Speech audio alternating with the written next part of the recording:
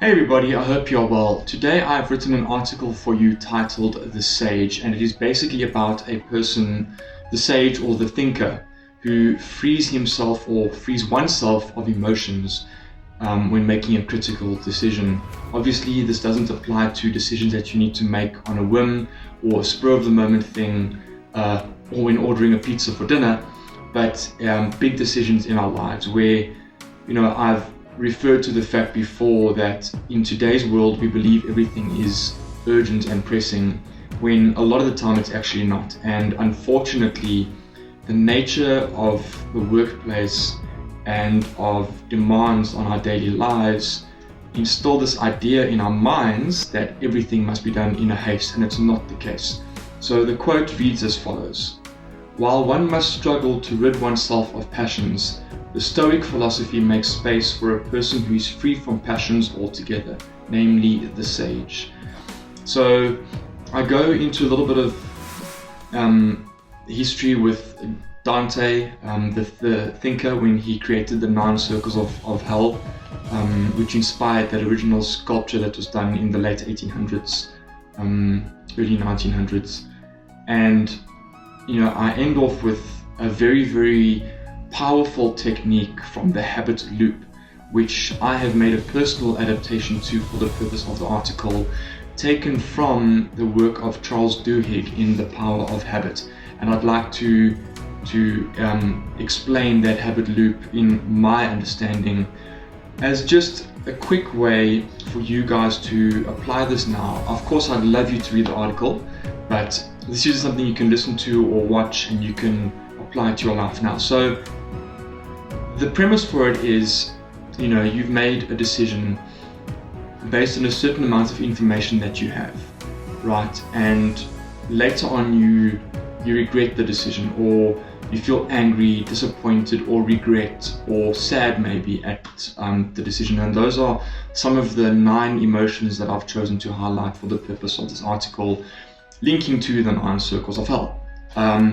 So the adaptation of the habit loop I will summarize for you as follows. It starts with, there are 4 steps. Okay, the first one is to identify the routine. So Charles, in his book, he expressed that researchers at MIT basically realized that there was a simple neurological loop that forms the foundation for any habit, and it comprises 3 components: cue, routine, and reward. So identifying the routine, okay, this is basically step 1. And it happens when it's a critical moment when you're about to make a decision. Okay, that's the routine. You're presented with information and you have to make a decision. Really, really simple, right? It's so simple that it's actually amazing to apply right now and easy to apply right now. Step 2 is to experiment with rewards. Now, I have to explain this one a bit because Charles uses the idea of either getting a chocolate chip cookie or a change of scenery or spending time with colleagues when he was trying to identify the habits he took that were leading to him gaining weight, right? So while this isn't about a chocolate chip cookie, I want you guys to think for a moment that we have actually been experimenting with rewards every day, right? Sometimes the metaphorical cookie that we have is either bitter, or it's really sweet, or it's undercooked, right? Again, metaphorically speaking, sometimes a decision that we make actually has favorable rewards.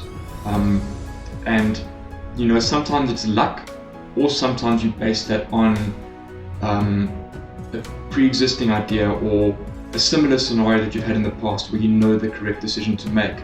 But the question I have is, what about new decisions that arise, or uncharted territory that inevitably awaits our traversal?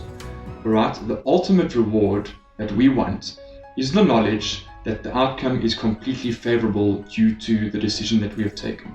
And the critical component for this is to identify the cue that leads up to that reward, and that is step 3.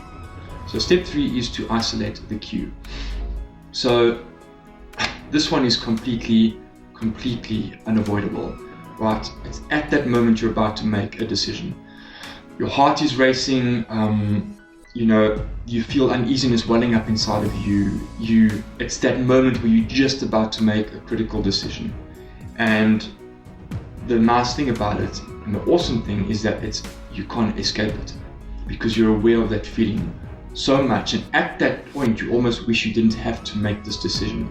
And that is where the critical component to this recipe comes. That is when you realize those emotions welling up, and you take a step back, and you become the sage, or you become the thinker.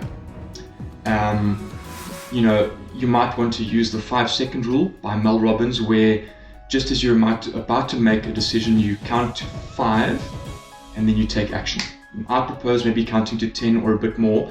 So Mel Robbins uses the 5-second rule more for when you have an urge, and you count to 5 and you act on it. Otherwise, your brain will make excuses for you to not do that, right?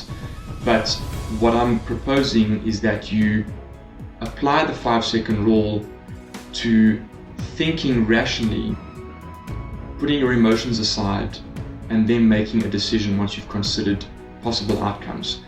The point, guys, that I'm trying to push again is that not everything is urgent.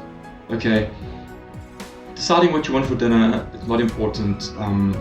Choosing an outfit or a new pair of shoes or a jacket is not important. But when you've got to make really, really critical decisions that could have long-term effects and could affect other people, that's when you've got to take a step back and count for a few seconds, or just take a bit of a break and then think about it and come back. And Charles Duhigg actually he found 5 main cues that affect this process, right? Again, not the chocolate chip cookie. So the 5 cues that he discovered were as follows. It's either location, time, other people, quite important, your emotional state, and the immediately preceding action. So there are a few key points there, right? The emotional state and your immediately preceding action. You've got to be aware of your emotions, and it doesn't always have to be in a hurry, right? And that's when you make the decision. So isolate that cue and then act upon it once you've given it thought. And step number 4, quite simply, is to just have a plan, right? Again, it's quite simple. It's just being aware of the whole process and implementing it. A typical plan could be as follows. You receive information, you have an emotional attachment to the information or to people involved or to time constraints. Maybe you don't like to work under pressure. You then feel that welling up of emotions. You take time for your reaction, and then you get ideal reward. Guys, basically the whole point of this is a lot of the times these decisions are placed on us unfairly, and we either directly feel that we have to make it urgently, or, as I've said before, there's just this notion or this idea that things have to happen quickly. And that reminds me of a quote that I read a little while ago. It's basically, you teach people how to treat you. The full quote is by Tony Gaskins, and it reads as follows. You teach people how to treat you by what you allow, what you stop, and what you reinforce. So if you've taught people indirectly that you are prepared to make decisions and they can give you something at the last minute, maybe that's something to work on, where you take a step back and you say, listen guys, I cannot make this decision right now. It's unfair on this person, or it's unfair on me, or we haven't considered all aspects, like who this might affect or what might happen in the future based on this hasty decision. So once you take that step and you let them know that you need time to consider it, things will change, because they'll realize that you are not to be messed with and you need to be given more time, and ultimately they'll respect you more for it. Yeah, guys, that's it. That's today's message. I'd love you to read the article, but basically all you need from it are the fundamental 4 steps that I've isolated already for you. And just remember guys, you teach people how to treat you, and not everything has to be done in a hurry. And as always guys, stay inspired, stay strong, and with love, Emaldi.